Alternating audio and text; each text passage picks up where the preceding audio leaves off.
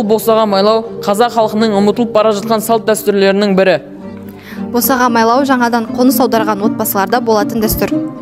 Яғни, босаға майлау кезінде жаңа қоныстың босағаларына, терезелеріне, есіктеріне май жағады. Бұл майды жағудың себебі үйде дәл сол май сияқты жұғымды болуына әсерін тигізеді.